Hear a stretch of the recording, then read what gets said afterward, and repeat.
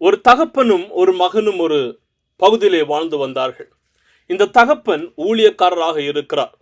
இவருடைய வாழ்க்கையிலே காணப்பட்ட ஒரு முக்கியமான ஒரு நிகழ்வு என்னவென்று சொன்னால், எல்லா ஞாயிற்றுக்கிழமையும் அவருடைய ஊழியம் முடிந்ததற்கு அப்புறமாக மாலை வேளைகளிலே அவர்கள் அந்த பிரதி கொடுக்கிறதான ஊழியத்திற்கு கடந்து செல்வார்கள். ஒவ்வொரு வீடுகளாக கடந்து சென்று அந்த டிராக்ட் அவர்கள் கொடுத்து வந்தார்கள். ஒரு நாள் இவர்கள் கொடுக்க போகும்போது மழை, பயங்கரமான மழை கடந்து வருகிறது. இந்த தகப்பனார் சொல்லுகிறார், மகனே, நாம் இன்றைக்கு இந்த பிரதி கொடுக்கும்படியாக நாம் கடந்து செல்ல வேண்டாம், பயங்கர மழையாக இருக்கிறது. இந்த மகன் அவரை ஊக்குவிக்கிறான், அப்பா வாங்கள், இன்றைக்கு நாம் கடந்து செல்வோம், இன்றைக்கு நம்முடைய ஊழியத்தை நாம் செய்வோம் என்று சொல்லி. அந்த தகப்பன் மறுபடியும் அவர் சொல்லுகிறார், இல்லை இன்றைக்கு வேண்டாம், பயங்கரமாக மழை இருக்கிறது, இனி ஒரு நாள் போலாம். ஆனால் அந்த மகன் எதற்குமே தயங்காமல் மறுபடியும் வற்புறுத்துகிறார்.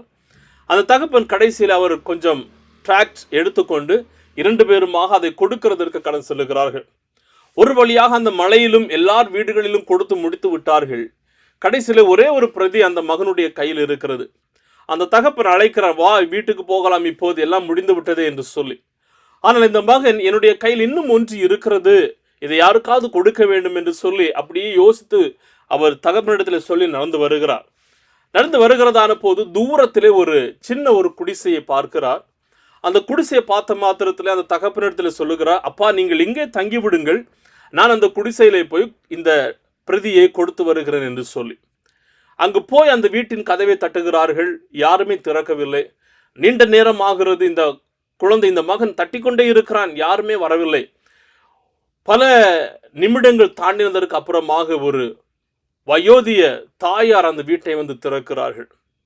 அந்த வீட்டை திறந்த உடனே இந்த மகன் அந்த பிரதியை கொடுத்து, இயேசு உங்களை நேசிக்கிறார், இயேசு உங்களை பாதுகாக்கிறார், இயேசு உங்களை கைவிட மாட்டார் என்கிறதான வார்த்தையை சொல்லி அந்த பிரதியை கொடுக்கிறார்கள்.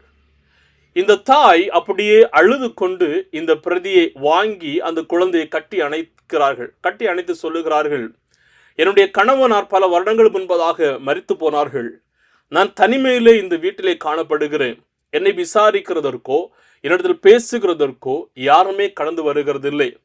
இப்போது நான் தற்கொலை செய்ய வேண்டும் என்று சொல்லி ஃபேனிலே கயிறை மாட்டி நான் என்னுடைய கழுத்தை அங்கே வைக்க போகிறது முன்பதாக வீடை யாரோ தட்டுகிறதை கேட்டு நான் வந்து திறந்தேன். இங்கு நீ இருக்கிறாய்.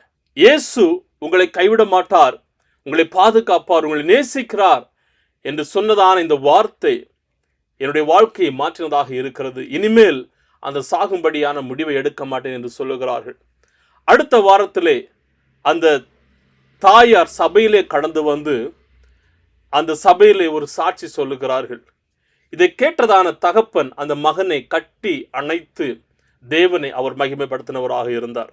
ஆம் பிரியமானவர்களே, நம்முடைய வாயிலிருந்து புறப்படுகிறதான வார்த்தை பிறரை காயங்களை ஆற்ற வேண்டும். இந்த உலகத்தில் எல்லா மனிதர்களையும் ஏதோ ஒரு விதமான வேதனைகள் வழியாக கடந்து சென்று கொண்டிருக்கிறார்கள், போராட்டங்கள் வழியாக கடந்து சென்று கொண்டிருக்கிறார்கள். ஆனால் நாம் பேசுகிறதான வார்த்தைகள், நம்முடைய சுவிசேஷம் பிறரை தேற்றுகிறதாகவும், பிறரை பக்தி விடுத்தி அடையத்தக்கதாகவும், பிறருடைய காயங்களை கட்டுகிறதாகவும் காணப்படுகிறதா?